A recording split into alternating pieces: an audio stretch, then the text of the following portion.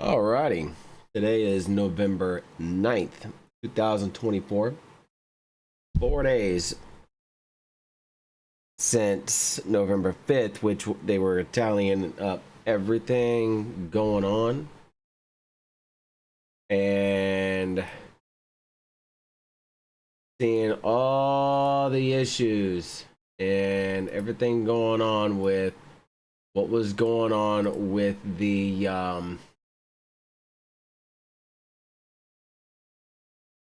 election.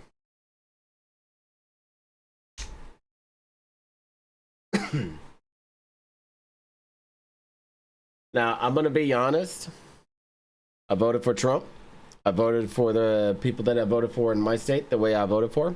I'm happy everybody that I voted for. Most of them won. Some of them, I kind of knew they were going to lose. And everything from there. But aside from that, about 80%, 80 to 90% of those who I voted for won. And if anybody's like, oh, how can you vote for a man who's a convicted felon? He's never convicted. He was never convicted. He was about to be set to be tried on stuff or, through a political witch hunt and everything else that was targeted by the mainstream media and his political opponent. And everybody can say, oh, no, it wasn't bullshit. And everybody knows it was a fucking inside job where he was shot. Everybody knows, because you don't have that much of a failure in this day and age without somebody being on the inside. It just, nah, I'm sorry. There's no fucking way that was not an inside job. Like, come on. You mean to tell me that agents weren't allowed on a building that was owned by BlackRock, who the shooter was featured in a couple BlackRock commercials, and BlackRock has an issue with Trump? I mean, it's pretty fucking obvious to me. So I don't know what to tell you. And by the way, if anybody on BlackRock, like anybody within BlackRock or any of the other fucking organizations that run the vast majority of all the outlets and companies and stuff, watch this. Just know I don't care. You've tried in the past and I've caught you red fucking handed. The next one will not be, as pretty. Oh, what do I mean? What do I mean by that? Well, I mean exactly what I mean. I've caught a couple of them trying their best to essentially keep tabs on me. It didn't work. But here's the full result from the election. Vice President Harris lost to now President-elect Donald Trump. 301 to 226. Arizona is still being counted. Everything else has been tallied up. And I've seen a lot of reports like, oh, how did this happen? Blah, blah, blah, blah, blah, blah, blah. Well, go back to the deplorable statement from Hillary Clinton. And with what Biden said, he called Trump supporters trash. And it was something you shouldn't have done, because you have a lot of veterans that are Trump supporters. Now, I'll tell you straightforward, I am not a Trump supporter. I did vote for a Trump, but I am not a always Trumper. Never have, never will be. Here's the main sole reason why I voted for Donald J. Trump versus Kamala Harris. She is vice president to the current president of the United States, Joe Biden. I cannot and will not ever forgive them for what they did to our U.S. service members and our fucking allies in Afghanistan, where they abandoned them in hostile environments. And then not even give the fucking time of day to the 13 U.S. service members that were killed in Afghanistan. I cannot vote for somebody like that. I will not ever vote for somebody who who does that. I will not forgive them, and nor can I forgive them. Yes, I know me as a Christian, I'm called to forgive, but to me, that is an egregious sin. That is an egregious dereliction to your oaths of offices that you took. And once that happened, you should have immediately stepped down. But y'all didn't. Y'all lined your pockets with more money and everything else. You took more bribes and more deals and everything else, and people can easily just, search your wealth from 2020 to now, and I guarantee you it's going to be, holy shit, how did they get this much money? Well, I believe it was Ronald Reagan that said it. The only way to get rich in politics is to be corrupt. Explain to me how the Obamas are worth over $1 billion. Explain that to me. I'll wait. Anyways, let's take a look at some of the items that dead horse. Okay, and boom. All right, cool. We are gonna set that over there. Yeah, and here we go. It says the college Lex is funky and says we should scrap it. The coat. We have this very funky and terrible system called the Electoral College, which decides elections in a way that's totally different than every other election in the United States decided, and the way that anything's decided anywhere else in the world. We should scrap it. I agree to a point that it should be scrapped. I mean, for crying out loud, let's head back to that graph, right?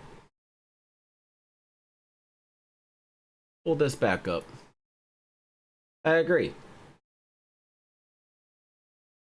You mean to tell me that amount equates to here, right? What is that? That is 11. So 226 plus 11 plus 301, right? And then if we divide that by 269.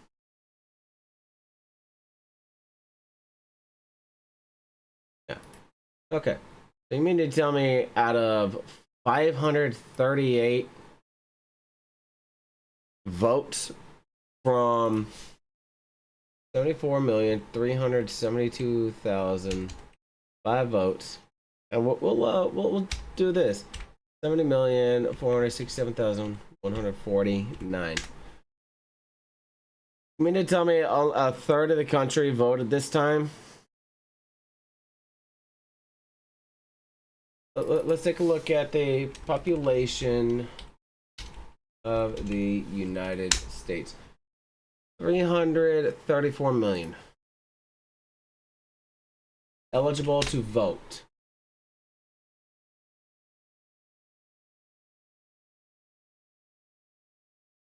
(2024). I want to know how many people. Sure, except the more.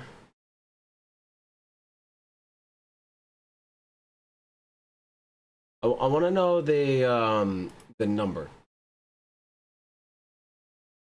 Care. How many registered voters in the U.S.?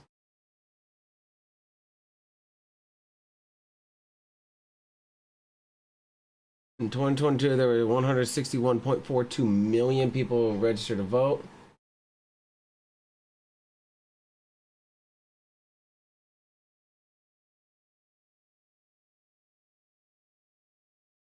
Yeah. All right. So somewhere on 164 million, but you have the population of the U.S., which is at 334, almost 335 million people that are eligible to vote. I don't understand how 141 million total were able to vote. I mean, you could argue the majority of that's under 18. Some have felonies, some are unable to vote, but still, that would only drop it by, I want to argue, a mil. So you still have 235 million people. Oh, not a mil, 100 million. So there's some variables in there that I don't know, but if that's the total amount that was able to vote, 141 some odd million, it's still a fairly decent sum. And I still argue that the college electorate should not determine the president of the United States. It shouldn't. It should be the overall vote of the entire system of the voting process. All right. Then it says Kamala didn't have enough time to introduce herself to the country. Our panel, Listen and to this is rundown, starting with you, Audie. What are you looking for? Obviously, there's so much, but just give me one. I would say that 2020 was a historic turnout. I mean, the highest since the 1900s. So if it doesn't match that, who stayed home and why? And I think so many of our questions will come to that. Which group stayed home and why? Donald Trump has been running for 2 years. Kamala Harris has been running for 107 days. So one of my big questions is, particularly with her candidacy, is whether that was just enough time to introduce herself to the country and to candidates who were dead set on voting for a Democrat, weren't so sure about him, or whether she could have used a little bit more time. She's been vice president for over 4 years, or about 4 years. She's been the district attorney. She was the district attorney in California. And people were like, she didn't have enough time to introduce herself. Yeah, no, that's not why that factored. The reason why it factored is, I don't know, maybe don't try to pander your voice to the demographic you're speaking to. Don't sit there and try to attack your opponent when your own issues will come to bite you in the ass, like your record as district attorney, locking up black families for 10, 20 years for marijuana charges, sending cops to arrest parents or their child being truant whenever their children have severe medical issues that cause them to miss days on end at school. Being the border czar, or vice president that's supposed to be in charge of border security and allowing rampant illegal immigration, fentanyl to come over our borders. You have some violent gangs taking over areas in certain states and cities. Here's another one. We got a couple months back in this year, there was a young girl that was basically found, raped, and killed by 2 illegal immigrants here in my city. You do not understand how pissed off this entire city was that we damn near went on a fucking riot. You have no idea the powder keg within Houston that was about to explode because of the actions of 2 illegal immigrants that decided to fuck around and kill an innocent girl. And that's the failures of the vice president, Kamala Harris, and the president of the United States, Joe Biden. I don't like Joe Biden at all. I have to accept the fact that he's still my president until the inauguration of President-elect Donald Trump. And if you're just like, oh, well, you don't like him because he's no white guy. No, I don't fucking like him because whenever he was with Obama, they sucked ass. They sucked. And you can argue with me all fucking day long. I'll talk to you in personal on that one. But no. 107 days, didn't have enough time to introduce herself. So what? Why didn't she have enough time to introduce herself? What was she doing as VP? Why didn't she do everything that she said she was going to do? That's why she lost the vote. Everything that people were saying, oh, well, she's going to. Mate, you've been VP since 2020. You've been the vice president elect since 2020. Why haven't you done anything? All right. Was officially the final polls 2024 projecting electoral lead. All right. Yeah. This one's funny. You ready for this? Look, here's the situation. We've been talking about the 7 battleground states, Arizona 3, Georgia 1 for Trump, less than a point in North Carolina, less than a point in Nevada, and then along your Great Lake battleground states, less than a point lead for Harris in Pennsylvania, less than a point in Wisconsin, less than a point in Michigan. And if, of course, you put it, this is how tight it is. If you put the polls to the electoral map, Kamala Harris carries these Great Lake battleground states despite losing all of the Sunbelt battleground states. I'm coming to John's side of the screen. You get to 270 electoral votes. That is as tight as it can possibly be, Mr. Berman. And if you look it up historically speaking, and I basically took the poll leaders' electoral votes based upon the polls at the end of each campaign, right now 270 in 2024, that is the tightest that the polls have ever been projected on the electoral map, even tighter than 2000 when Al Gore was projected to get 281 electoral votes since 1972. The bottom line is, Mr. Berman, it is historically tight at the end of this campaign. All right. And the point, though, that you keep making, Harry, and it's such an important point to make here. I saved this link for a reason. Everyone says the race is tied, the race is tied. It very well may be. Yeah. But that doesn't mean there's not a possibility, maybe even a big possibility, maybe even a majority possibility that one candidate wins by a lot. That's exactly right. So, you know, if you were basically to model this out, as a bunch of folks do, will the 2024 winner get 300 plus electoral votes? And 60% said yes. It's a 60% chance yes. Trump won with 301. Majority chance of yes. They will get at least 300 electoral votes, a relative blowout in today's day and age. The minority is at 40% no that the winner will get less than 300 electoral votes. How the heck is that possible? Well, essentially, if you look back at swing state polling averages since 1972, the average error in the swing states is 3.4 points. And of course, all of the 7 closest battleground states are within 3 points. So if you get an average error and it all goes in one direction, well, then, lo and behold, you will, in fact, get a blowout in the Electoral College of the winner getting at least 300 electoral votes. All right, what does that look like? What does that look like? Well, if the margin of error benefits Kamala Harris, you get an average poll miss, it benefits Kamala Harris. Of course, she wins all these Great Lake battleground states, but she also wins down in the Southeast, and she wins in the Southwest as well. She gets up to 319 electoral votes, a huge, big blowout by today's standards. Of course, it could go in the other direction. If the polling error benefits Donald Trump, he actually wins all these Great Lake battleground states. He wins in the Southeast, and of course, he wins.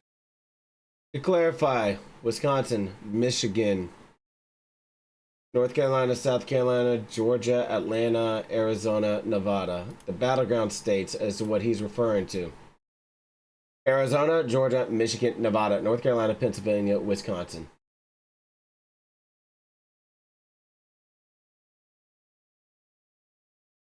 Arizona's not tallied up yet. Georgia, Trump won Georgia. Michigan, Trump wins Michigan. Nevada, Trump wins Nevada. North Carolina, Trump wins North Carolina. Pennsylvania, Trump won Pennsylvania. And Wisconsin, Trump won Wisconsin. It is absolutely insane that they try predicting Harris to win before the first poll was closed. This is why I love real-time live statistics whenever they're saying that. I mean, the margin was pretty damn close. Like, he gave him 11 additional points. But it still goes to show, like, these are analysts that go like, hey, this could happen or this could happen. 12 electoral votes. One of them's going to happen. The bottom line is this. I've been coming to you day after day after day with numbers. The only takeaway at this point, it's historically tight, but basically any scenario is on the table. Because one tilt one way or the other. Trump could do better than he did in 2016. Correct. But tilts the other way. Harris could do better than Joe Biden did. Exactly right. All right.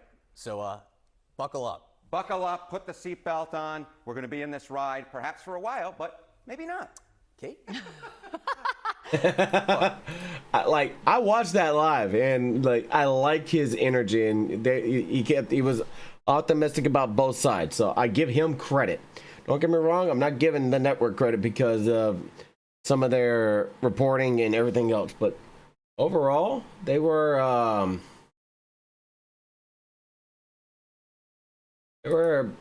he was spot on with his optimism on both sides.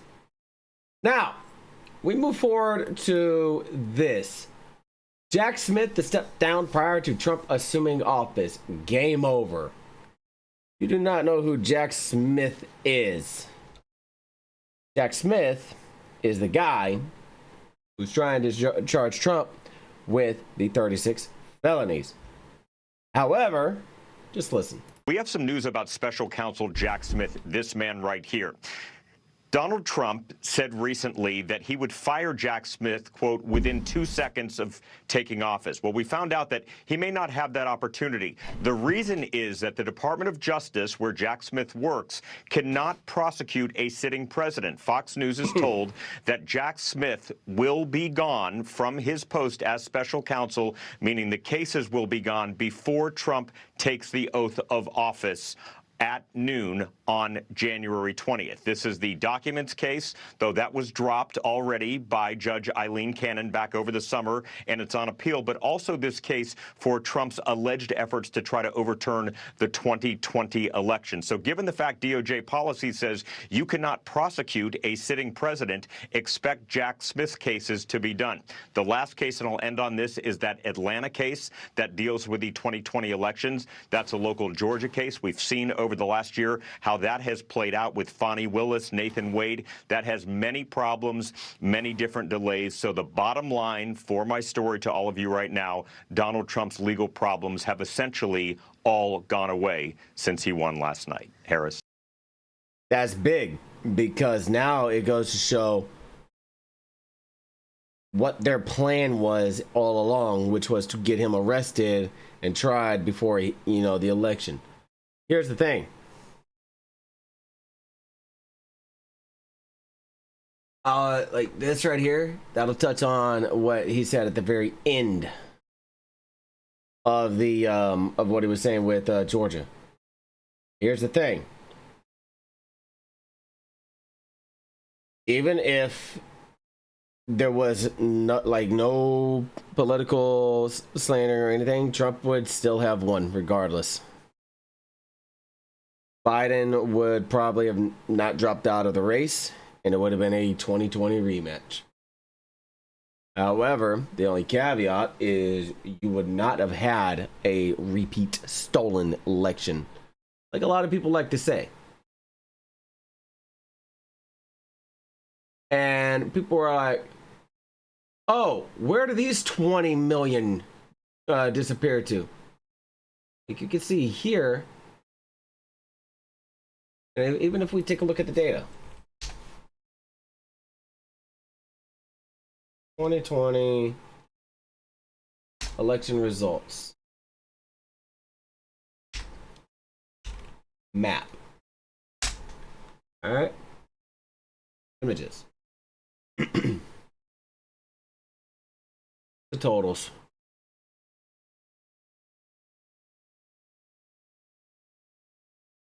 I have it.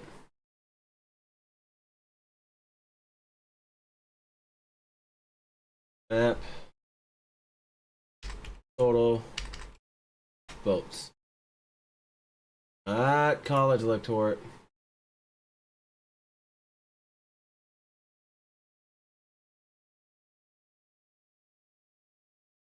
There we go. Popular vote track. Okay. I bring this up for a reason. 74,223,369 votes. You ready for this? 74,385,269. 74,223,000. All right. 81. 70.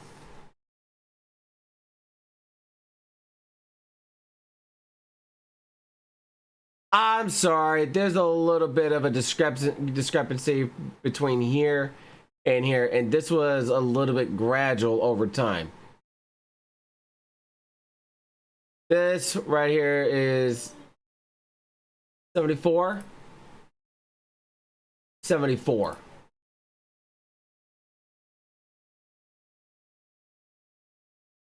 Where the fuck are those additional 20 mil? And people are just sitting there trying to, you know, say, oh, they didn't steal it. They didn't steal it.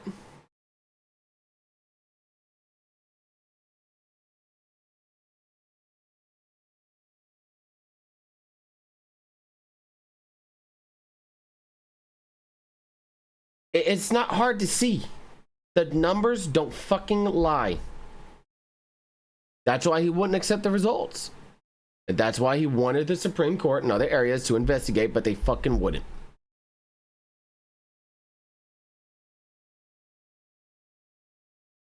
Now, this is literally within 24 hours after Trump was like after he was elected. Immediately within 24 fucking hours. Updated on November 7th, 2024 at 5:09 Eastern Standard Time. Israel Prime Minister Netanyahu. Conversation warm welcome. Discuss the Iranian threat. Ukraine's President Vladimir Zelensky. I appreciate President concern through peace, through strength, approach, and global affairs. Hungary's Prime Minister Viktor Orban. Welcome here. Russia's President Vladimir Putin. You never spoken in favor of either candidate. And here's, let's see, where's it? A chance for a more constructive approach to the Ukrainian conflict. Can we expect changes in approaches to the role, and etc.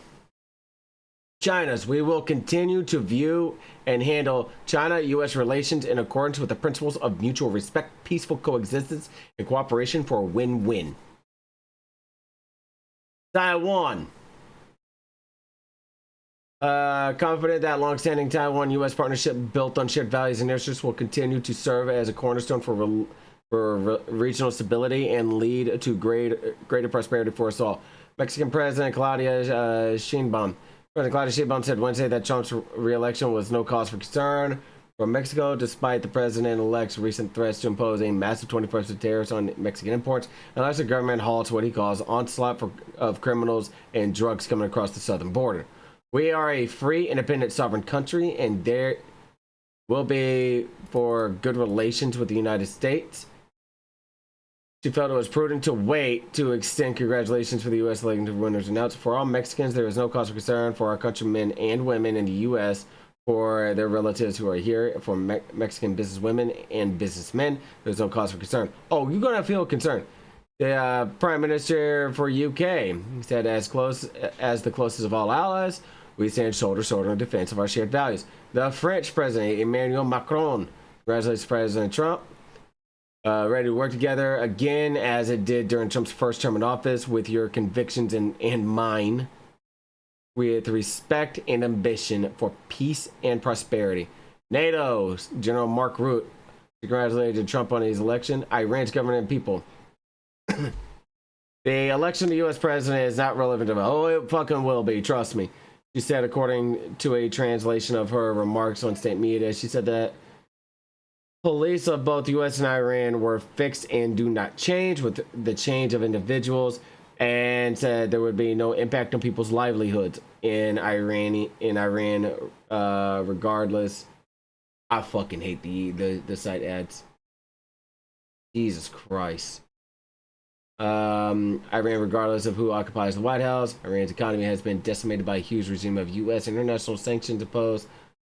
You're going to understand very quick. Palestinian Authority President. These are all world leaders. All world fucking leaders, dude. That were all congratulating Trump. In a statement, the Taliban's foreign ministry voiced hope that the incoming U.S. administration will adopt a pragmatic approach to ensure tangible advancement in bilateral relations, allowing both nations to open a new chapter of relations rather than mutual engagement. The Taliban, whose rule over Afghanistan has not been formally recognized by U.S. or most other nations, noted Trump's role in getting 2020 Doha Agreement peace deal and said it is expected that Mr. Trump will assume a constructive role in ending the current conflicts in the region and globally, particularly the ongoing brutality and aggression in Gaza and Lebanon. Oh, speaking of which, Palestinians dismayed by Trump's win, their leaders urge peace. Ironic how fucking fast that happened. This man ain't even in office, and in 24 hours after they was announced president, Wardley's like, oh shit, we need to move fast. But, you know, it's ironic that it literally takes somebody who doesn't back down whatsoever to urge peace instantaneously. Because remember, everybody said he was going to start World War III when he was elected. There were no new wars. The economy was booming. Let's see. You actually had no deaths in 18 months after he met with leaders of you know, the Taliban and tried getting ahead of the COVID issue. But yet, he's going to start World War III. As soon as he left office, you know, Biden handled the COVID situation piss poorly, further restricting people's abilities to go out in the sun to get natural elements and stuff like that. Trying to force the COVID shot on people. Oh, by the way, the VA tried doing that shit with me, and I told them they even remotely touched me with the needle. I would stab them in the fucking heart with it. My exact words to the nurse who had the needle in hand. I said, what is that? Oh, that's the mRNA vaccine. He's like, you touch me with that, I'm stabbing you in the heart with it.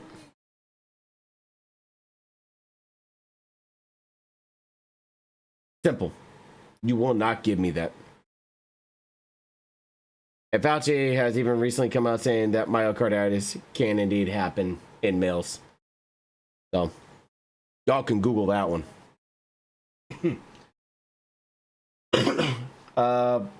Let's see. A couple months later, Russia, Ukraine.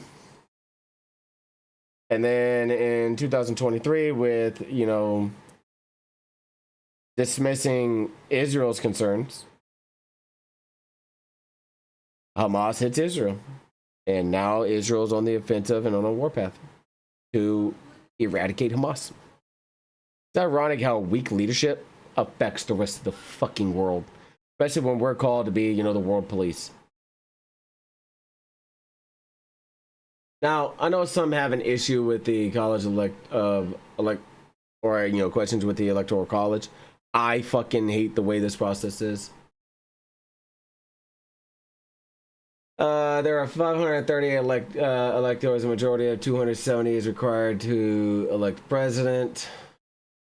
DC allocated 3. It's absolutely insane.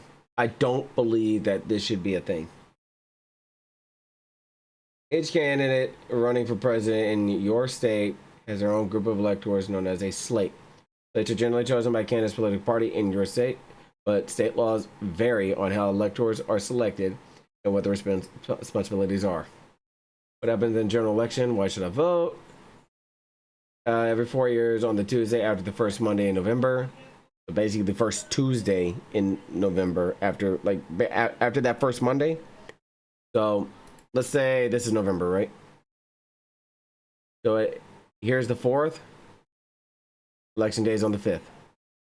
If it were something like this in October, this would be the first Monday. That'd be the first Tuesday after the first Monday. So election day would have been the 8th.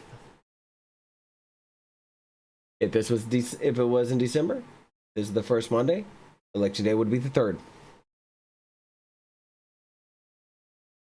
Like, it still baffles me how a electoral college and a group of people can easily dictate who the most powerful person in the world gets to be. some of them don't represent me.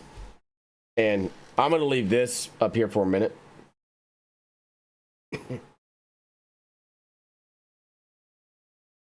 Because this alludes to the lack of recognition to the veteran community within the entirety of the U.S.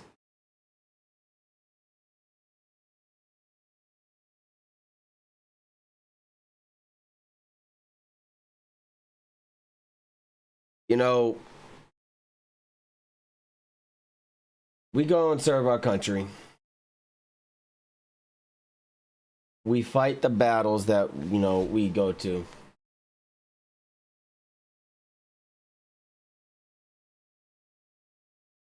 And in doing so, when we get home and when we are out of the service, we have to fight for our benefits. And sometimes it involves taking some drastic measures just to ensure that we get our benefits. I'm going to tell you now, in 2016, the President of the United States, Donald Trump, signed into law that veterans can go seek care out of the VA network. Community care could send the vets to get the help that we needed. Because the VA was essentially overwhelmed with backlogs, with so much stuff that veterans were literally dying on wait lists to get the help that they needed. That veteran that needed to go in for a checkup may not have made it to his appointment 6 months from calling him. Help. I got out in 2015. And I needed some dental work done. And they told me it would be 5.5 years until I got it done. Well, fast forward to 2016. And I'm able to get it sped up a little bit. I'm able to go get certain things taken care of that were not able to get taken care of, and essentially get everything that I needed done. I still got to check in with my primary care first for him to send the referral to community care and then go from there. But one of the biggest pushbacks from that for community care and for veteran benefits was then Senator John McCain. That man voted against pretty much every single fucking thing for veterans. And people want to argue, oh, because you know it's what was in the bill. If you had actually read some of the bills that he voted against, you would be fucking baffled. An overhaul on the suicide hotline to where they're not waiting 40 minutes to talk to somebody.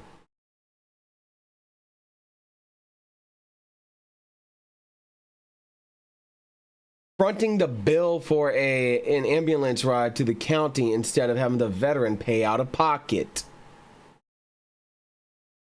Ensuring veterans get the best care possible at the most expedient time instead of waiting months to years on end.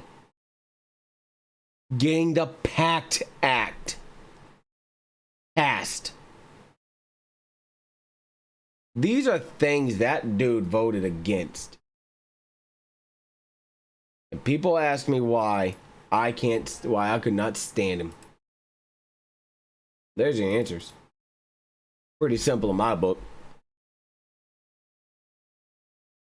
Like, you're a vet and you're voting against veteran interests? Something's wrong with you. Like, and I'll even say now, Senator Lindsey Graham, you're not out the hook either. You want to call us welfare babies? Well, motherfucker, rescind your entire congressional pension from whence you were first elected. And then go live on your fucking pension from the VA. You're double, if not triple, dipping with your insider trading. Don't even try that shit, dude. Oh, and I mentioned them. You see this? See these? They're temporary now. I have permanents. But I'm finally getting these fixed. I'm finally getting my teeth taken care of. I couldn't if the CARE Act wasn't passed.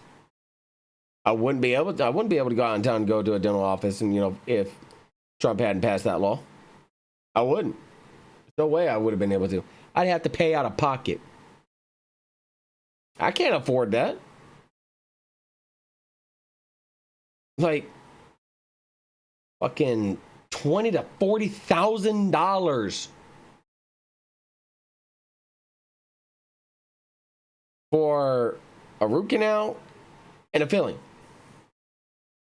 Shit's expensive. There's no way in hell I can afford that out of pocket. That's what one of the freaking letters I got said. This is not a bill. This is what was covered. No fucking way, dude. But no, I'm pleased with the results of the 2024 election. I'm glad the election cycle for the presidency is over. And in 2 fucking years, we got to deal with primary bullshit. By the way, if y'all want your current people out of their seats, this is why it's important to vote. And to let you know, each state has its own voting process. Like its own process on tallying up the votes and everything else. So that's my thoughts on the 2024 election. My, some things that I'd seen. Yeah. Let me know your thoughts below on that. If you liked it, press the like button, hit subscribe, helps me out immensely. When I do the rebrand, I will be live streaming to YouTube and also Kick. And still keeping with Twitch and SharePlay.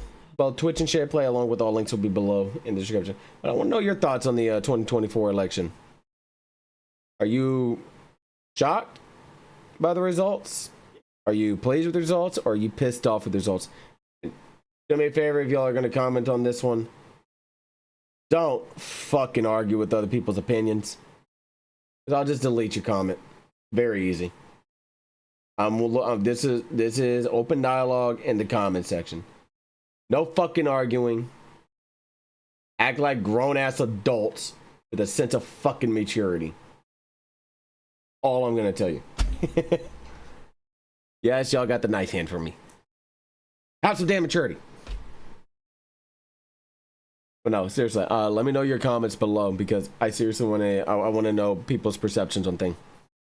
You will not see any, unless somebody's targeting me specifically, you will not see me respond to anybody else's comments. I will like the comment so you know I've read it. And it's not just going to be going la la la la la like, no. I will have actually read it. And then go from there. On that, I'll catch y'all later. Bye.